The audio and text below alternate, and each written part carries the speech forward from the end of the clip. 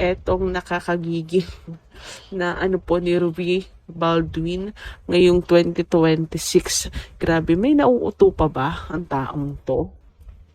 May naniniwala pa ba dito sa taong to? May nagtanong sa atin, ako naniniwala daw ba tayo dito sa hula ni Ruby Baldwin? Siyempre hindi. Bakit naman tayo maniniwala dito? Bakit natin panghahawakan ng hula na to? May mga manghuhula na gifted talaga. Pero ilan lang po yan. Baka nga one only out of millions. So marami pong propeta na nagkakalat na kalat sa mundong ibabaw na to. So dapat po tayong mag-ingat sa mga bulaang propeta na yan. Bulaang propeta rather. Kalat na ngayon. At kung magpapaniwala kayo dyan, talo kayo. 'Di ba? So bakit yung paniniwalaan yung ganyang pangitain niya? No, dami na po yung nasabihan ng hula. Sana bawat binitawan niyang salita nagkakatotoo, 'di ba? Kung totoo po siyang manghuhula, kung siya po talagang propeta na binigyan ng Panginoon ng ano po, kakayahan na manghula. Pero hindi Hindi lahat ang hula niya nagkakatotoo. Ang dami na po niyang sinabihang celebrities, pero wala, fake news. So bakit natin pangahawakan na maaaring ginagamit lang po ang pangalan ni Kim para tumunog? Kasi kailangan sa content yung talagang mawiwindang yung mga tao sa kanyang ibabalita, 'di ba? And mukhang yun naman yung habol kasi stress yung ginamit po niya ay hindi naman bago na stress ngayon si Kim. 'Di ba? Magulat tayo kung bigla niya nahulaan na may problema si Kim. Tapos na hindi natin alam, bigla na lang nabulgar na naman na totoo pala. Hindi Alam po natin na may problema si Kim. Tapos para na siyang doktor na idadiagnose na dahil sa stress. OMG. Basang-basa na yung mga ganyang galawan po.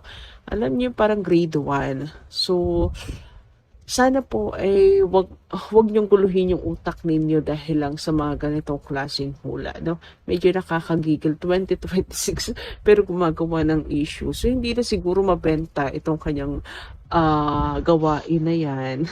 Wala na sigurong naniniwala kaya gumagawa ng ingay. So kasi kapag wala nang maniniwala, wala nang magkakaroon ng interest panoorin siya, na mag-engage sa kanya, na maniwala pa sa kanya. Siguro bumababa yung mga insights niya ganyan. Kaya gumagawa siya ng gayang makakawindang na viral sa social media. Nag-viral po si Kim marahil gustong gumatong ng taong to. Anyway, dumako naman tayo dito sa mga komento ng ating mga taga-subaybay bilang pasasalamat sa walang sawang pagsuporta. First comment natin mula po kay Ma'am Norma Dayag. Sabi niya, Gandara, according to Ogie, si Kimi daw, ang makakatuluyan niya ay non-showbiz. Ayon kay Rudy Baldwin. Ay, nako, confused na naman ako dito. God bless din boto. Ayan, si Ma'am Norma Dayak, nabibiktima na ni Rudy Baldwin na yan. Ano ba yan? Ruby o Rudy? Para sa buhay niya. Ito po, si Ma'am Norma Dayak, isa po sa nakukonfuse na tuloy dahil sa chika na yan. Unang-una, bakit kailangan natin paniwalaan, lalo na kung negative? Alam niyo yun, ma-attract nila. Alam niyo yung law of attraction. Kapag kapaniniwalaan nyo yan, yan lang po yung sasagi po sa isip ninyo. Mamanifest nyo pa, di ba? Isoplanin nyo. Okay, and according. Hay nako, kung totoo namang huhula siya, sana'y hulaan niya sino ang presidente ng Pilipinas na matino na talaga makakapagpaahon or magiging presidente ng Pilipinas na makakapag-ahon sa Pinas at baka may magawa pa siya at maitulong sa lipunan. Hindi yung mga ganyan na balita. Grabe, no? Sarap pa ipatalbog na lang po sa kanya ito kanyang mga sinasabi. About naman kay Ogie, nako, ayan na naman tayo. Sinasabing Kim Pao, pero Iba daw ang makakatuluyan ni Kim Chiu na para bang siya po ang gumuguhit or ginuhit na niya ang kapalaran ni Kimi. Anyway, sabi naman dito ni Tanesir Ka Ahes, magandarang gabi. Ano ba to? Tane Sirakahe? Sirakahes. Magandarang gabi. May vlog si Ogie, guest niya si Rudy Baldwin. Unang name banggit si Kim Chiu agad. Ingat sa health. Yan, wag pa stress, let go. Yung nawalang pera, wag lang magtiwala. May blessings na darating, sobra pa daw.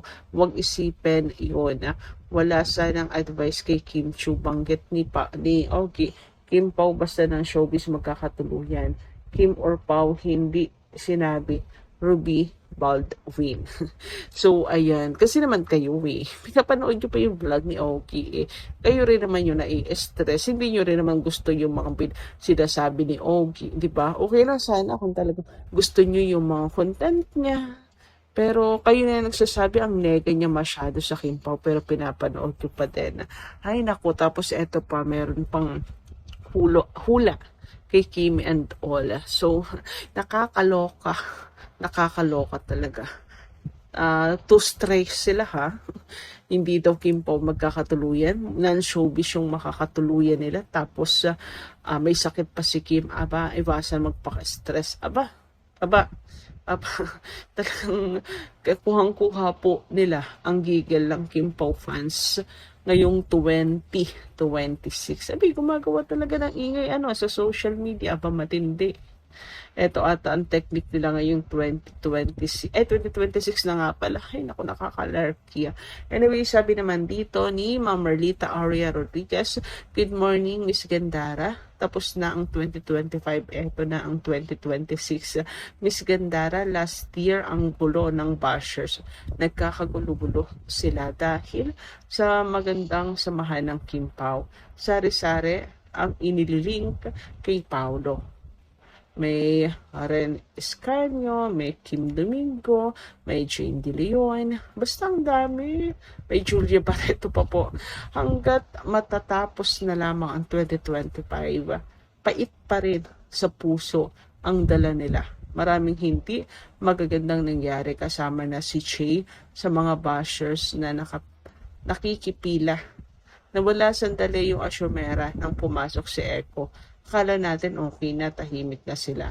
May ilan-ilan na nagpaparamdam ng huling buwan na umiingay ulit sila. Bakit? Dito na naman tayo sa palapit na sa 2026. Nako, sana po this 2026 ay na po sila, ma-wash out na ng tuluyan po. Ma-wash out na talaga as in.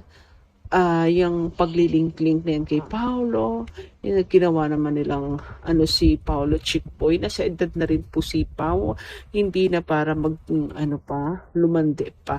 And si Kimi talaga naman pong hindi siya malandi, kaya wala po silang kahit na sinong maililink po dito kay Kim Chiu dahil grabe yung schedule ni Kimi, halos wala na nga pong time sa sarili. Gagawan pa nila ng issue, hindi na po talaga kapanipaniwala po iyon.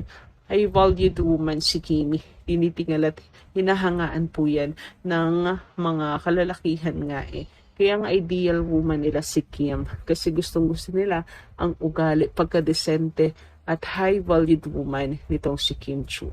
Anyway, lumako naman po tayo dito sa perfect one word na to ng Kim Pao. Ayan, nakikilala niyo po ba yan? Pamilyar na pamilyar, hindi po ba? Ito po yung mga ayuda ng nila Kim and Paolo para po sa lahat ng mga supporters. Huy, grabe naman nga yan. Itong mga pictures na to, ayan, perfect one word. Ang apat na larawan na yan is equal lamang po yan sa isa. Equals Kim Pao. Kim Pao is real. Kim Pao is real in real life. Totoo ang Kim Pao. Ayan. Hashtag Kim Pao forever. Huy, grabe naman nga yan. So, yan po ang sinasabi ng mga larawang ito. And peace po dahil sa nilalapag na po ni Kim Chiu yan, pinagmamalaki. Masasabi nga po natin, na handa ng ipagsigawan at ibulgar nila ni Paula Avellino ang katotohanan. Grabe, talagang mawiwin daw po ang mga fans niya na kapag ka talagang literal yung kanila pong pag-amin. So dinadaan po muna nila tayo sa installment na pa-soft lunch na yan. Uy, grabihan. So eto nga, gifts or special, mega kilig ako. Flowers as a Valentine's gift, Cartier watch, at as birthday gift, Michelin Resto as UK date special, Norway or Iceland as holiday getaway special. Her subtle, her subtle way confirming that our Delulu is real. Hashtag by Kim Pao Heart is full of love and happiness. Nako, lahat po tayo. Yes, totoo yan. Ito po ay nagpapatunay lamang at nagko-confirm na ang mga Delulu po natin talaga is totoo. Grabe nga yun. Sabi nga nila, di ba, mag-out of the country ba naman ang Kim Pao at magti-date nang walang sila. Common sense, di ba? Join force na talaga po sila sa pagpapakilig nila Kim and Paolo. Ang hula ng isang manghuhula kay Kim Chiu na hindi dapat paniwalaan ay isang paalala na mahalagang maging mapanuri at maingat sa mga ganitong uri ng balita, lalo na kapag tungkol ito sa isang kilalang personalidad. Una sa lahat, ang mga hula, kahit pagaano kadramatiko o kapanapanabik, ay walang matibay na batayan. Hindi ito suportado ng siyensya o konkretong ebidensya. Madalas, ginagamit ang pangalan ng isang sikat na tao tulad ni Kim Chiu para makakuha ng atensyon, views, o reaksyon ng fans. Dahil public figure siya, madaling gawing paksa ng espekulasyon ang kanyang personal na buhay, lalo na pagdating sa love life, career, o kinabukasan. Pangalawa, si Kim Chiu ay isang masipag, matatag, at positibong tao na ilang beses nang napatunayan na ang tagumpay ay bunga ng sipag, disiplina, at tamang desisyon. Hindi ng hula o kapalarang idinikta ng iba. Sa kabila ng mga pinagdaanan niyang pagsubok noon, nanatili siyang focus sa trabaho at patuloy na minamahal ng publiko. Ipinapakita lang nito na ang direksyon ng buhay niya ay nasa sarili niyang kamay, hindi sa sinasabi ng manghuhula. Pangatlo, para sa mga fans, mahalagang tandaan na ang sobrang paniniwala sa hula ay maaring magdulot ng takot, maling pag-asa o stress, lalo na kung negatibo ang sinasabi. Mas makabubuting ito ng suporta kay Kim sa totoong nangyayari, ang kanyang mga proyekto, achievements, at kung paano siya patuloy na nagbibigay inspirasyon sa iba. Dagdag pa rito, hindi rin tahasang nagbibigay ng reaksyon si Kim Chiu sa mga ganitong hula na nagpapakita ng kanyang maturity at respeto sa sarili. Mas pinipili niyang manahimik at magtrabaho kaysa patulan ng mga usaping walang katibayan. Sa kabuuan, tama lamang na sabihing hindi dapat paniwalaan ang hula ng manghuhula kay Kim Chiu. Ang mas mahalaga ay ang katotohanan, aksyon at realidad ng kanyang buhay at karera. Bilang fans at taga-subaybay, mas mainam na manatiling positibo, suportahan siya sa totoong paraan, at huwag magpadala sa mga kwentong gawa-gawa lamang. Para sa akin, ang balitang may hula ng isang manghuhula kay Kim Chiu ay dapat ituring na haka-haka lamang at hindi seryosohin. Una, hindi ito galing sa opisyal na pahayag ni Kim Chiu o ng mga taong malapit sa kanya. Kadalasan, ang ganitong balita ay lumalabas para makatawag pansin at pasiklabin ang emosyon ng fans, lalo na ngayong malakas ang interes ng publiko sa bawat galaw ni Kim, ma-career man o personal na buhay. Pangalawa, ang mga manghula ay walang konkretong batayan. Wala silang pruweba o responsibilidad kapag hindi nagkatotoo ang sinasabi nila. Kaya kung papaniwalaan agad ang ganitong hula, madaling maligaw ang isip ng fans at makagawa ng maling interpretasyon tungkol sa tunay na sitwasyon ni Kim. Pangatlo, kilala si Kim Chiu bilang isang taong practical, grounded at may sariling paninindigan. Ang tagumpay at direksyon ng buhay niya ay malinaw na bunga ng sipag, determinasyon at tamang desisyon, hindi ng prediksyon ng iba. Sa halip na hula, mas malinaw ang mga totoong nangyayari sa kanyang career. Tuloy-tuloy ang proyekto at nananatili siyang mahal ng publiko. Sa kabuuan, masasabi kong ang balitang ito ay hindi dapat palakihin o bigyan ng bigat. Mas mainam na ituon ang pansin sa tunay at positibong balita tungkol kay Kim Chiu at patuloy siyang suportahan bilang artista at bilang tao, sa halip na magpaniwala sa mga hulang walang kasiguruhan. Sa unang tingin, ang ganitong klaseng balita ay maaring mukhang intriguing o nakaka-curious, lalo na para sa mga fans na laging updated sa buhay ni Kim Chiu. Pero kung susuriin ng mas malalim, malinaw na ang mga hula ng manghuhula ay walang sapat na batayan at mas nakasandal sa paniniwala o interpretasyon kaysa sa katotohanan. Kaya tama lamang na paalalahanan ng publiko na huwag basta maniwala sa ganitong uri ng prediksyon. Si Kim Chiu ay isang personalidad na matagal nang nasa industriya. Marami na siyang pinagdaanan mula sa matitinding pagsubok sa personal na buhay hanggang sa patuloy na pag-angat ng kanyang career. Kung tutuusin, ang lahat ng ito ay hindi kailanman naidikta ng hula ng kung sino man. Ang kanyang tagumpay ay malinaw na bunga ng sipag, tiyaga, disiplina at tibay ng loob. Kaya kung may nagsasabing ganito ang mangyayari sa kanya, batay lamang sa panghuhula, parang binabaliwala nito ang lahat ng pagsisikap at desisyong ginawa ni Kim bilang isang tao. Isa rin sa hindi magandang epekto ng ganitong balita ay ang emosyonal na epekto sa fans.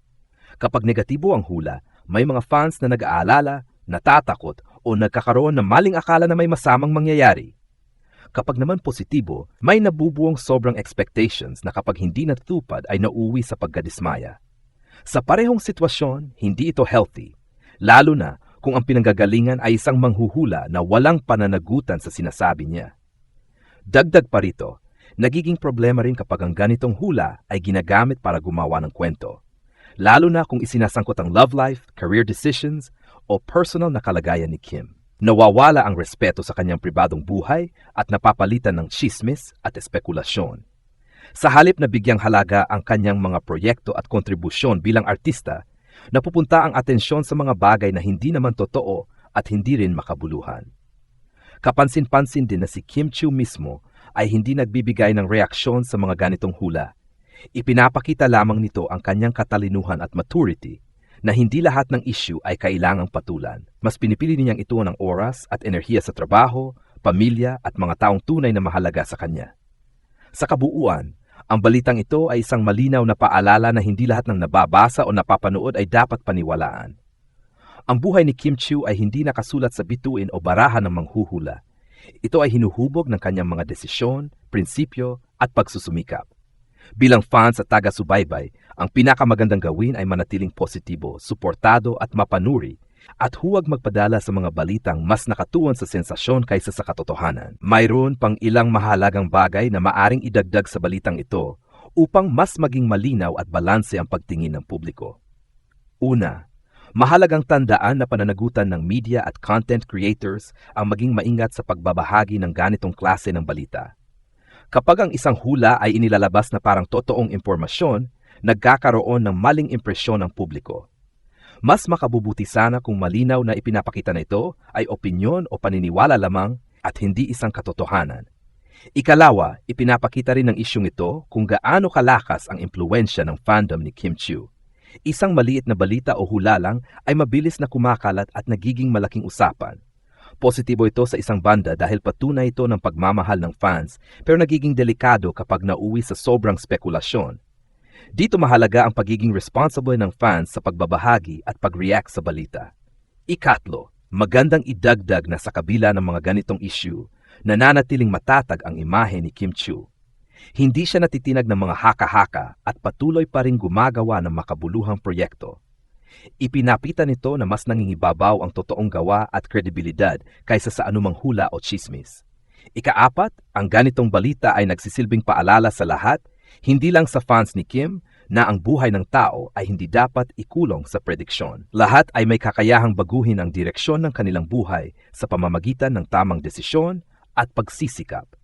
Kung si Kim Chiu nga ay patuloy na umaangat sa kabila ng maraming pinagdaanan, malinaw na hindi hula ang nagdidikta ng kanyang kapalaran. Sa huli, ang pinakamahalagang idagdag sa balitang ito ay ang mensahe na mas bigyang halaga ang realidad kaysa sa haka-haka. Suportahan si Kim Chiu hindi dahil sa sinasabi ng manghuhula, kundi dahil sa kung sino siya at sa kung ano ang patuloy niyang ipinapakita bilang isang profesional at inspirasyon sa marami.